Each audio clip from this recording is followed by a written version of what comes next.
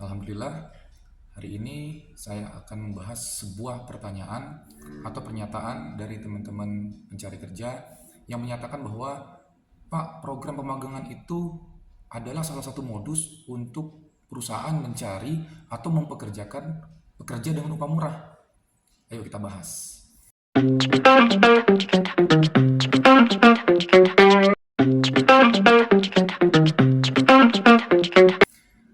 Memang benar sih, kalau kita ngomong jujur, program pemagangan itu ya realitanya emang upah murah, bahkan lebih dari itu.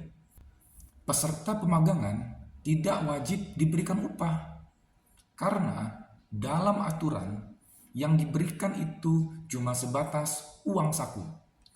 Jadi, kalau ada yang bilang pemagangan itu salah satu cara perusahaan atau modus perusahaan untuk mempekerjakan tenaga kerja dengan upah murah, memang tidak sepenuhnya salah juga. Tapi, kita jangan berhenti di pernyataan itu. Kita harus melihat dari dua sisi.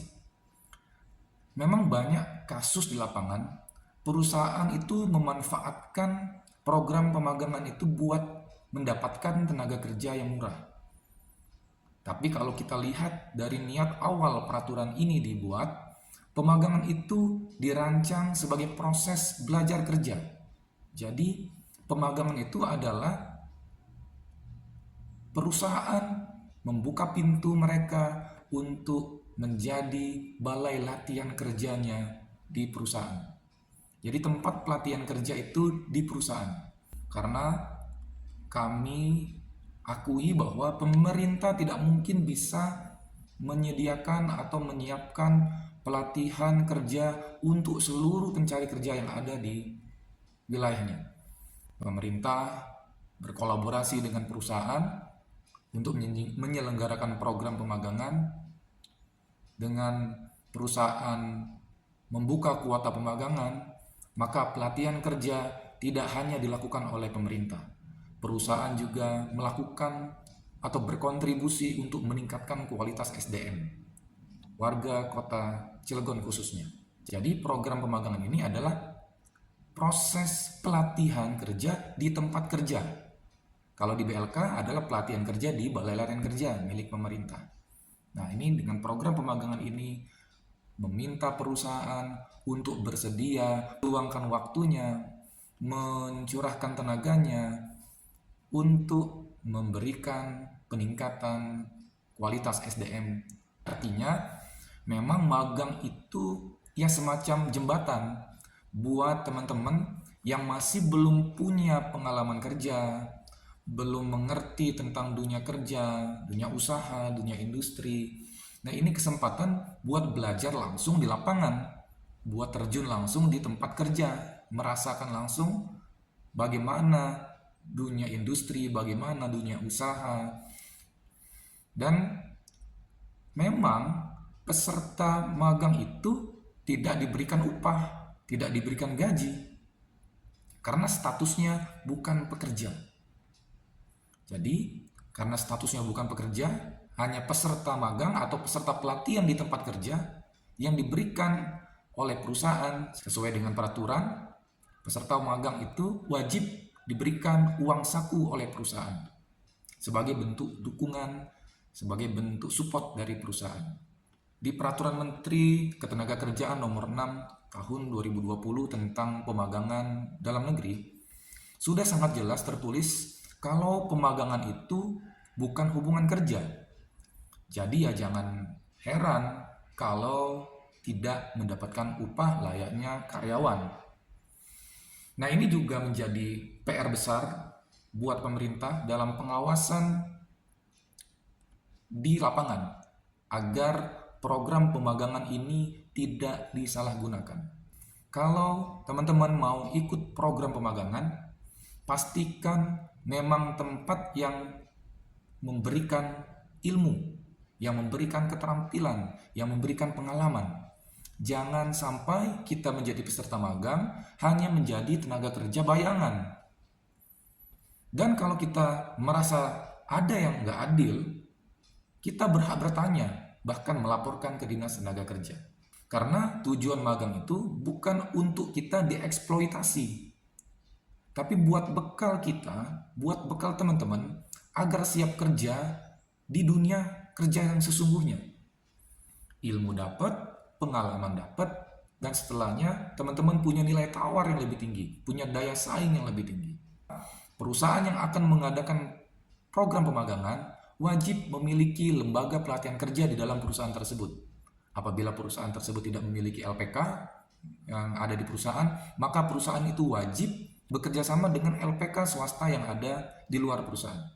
Karena harus memenuhi 25% teori, bukan 100% kerja.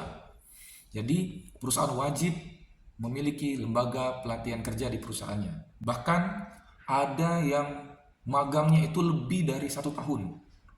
Belum juga diangkat jadi karyawan atau jadi karyawan tetap di perusahaannya.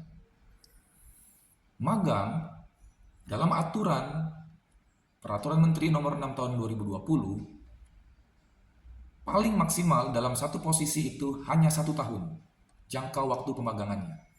Bila jangka waktu pemagangannya ingin diperpanjang oleh perusahaan, maka posisinya harus diganti, harus berubah di posisi atau di bidang yang lain.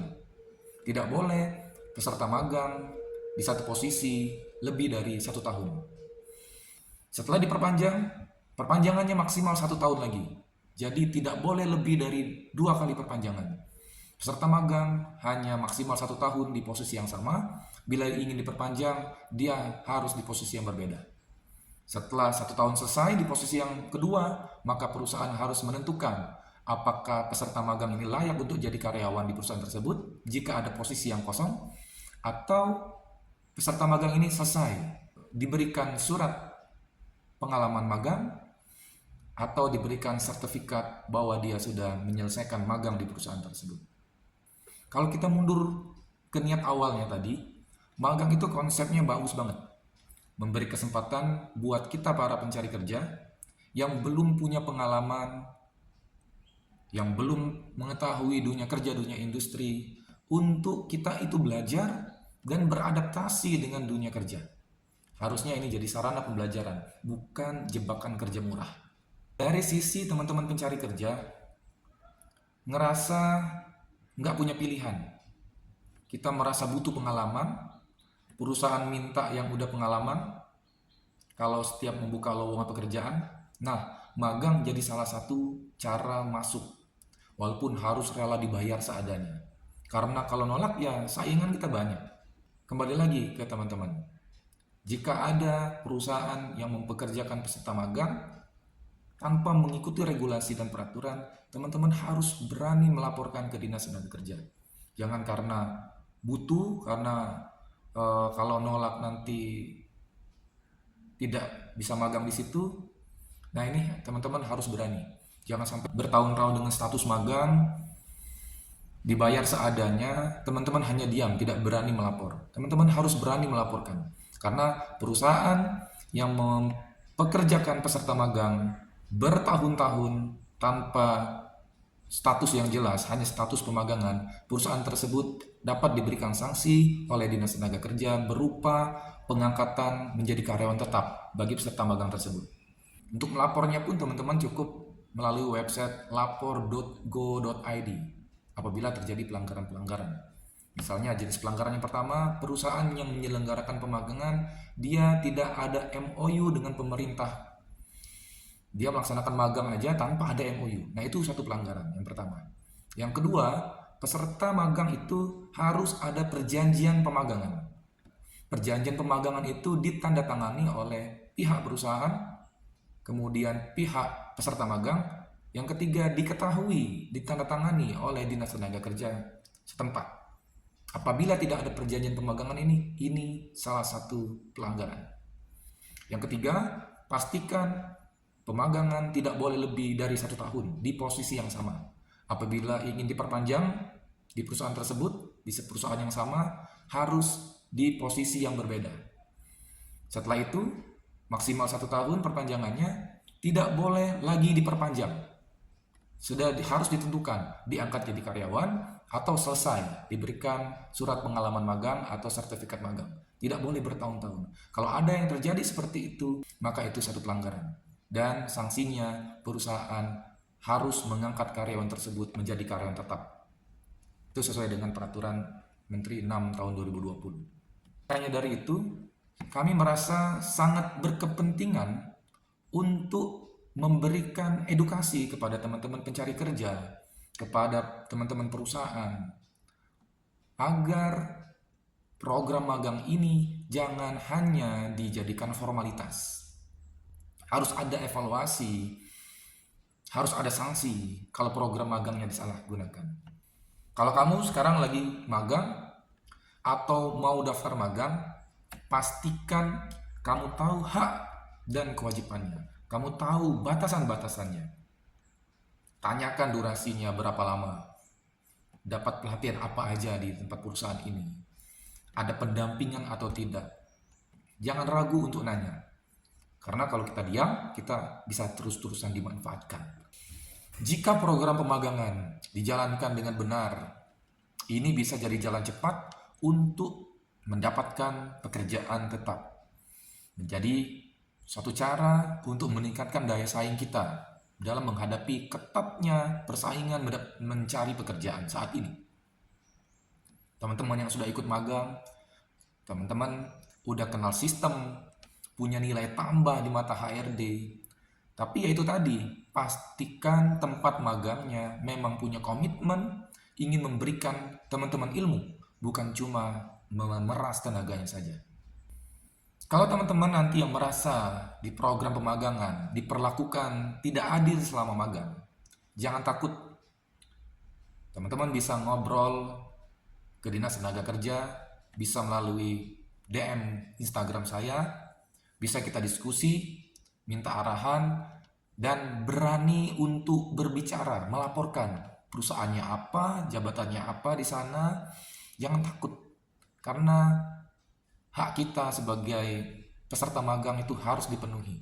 Jangan sampai tenaga kita diperas seperti tenaga kerja, padahal kita program pemagangan itu adalah bentuk pelatihan kerja di tempat kerja.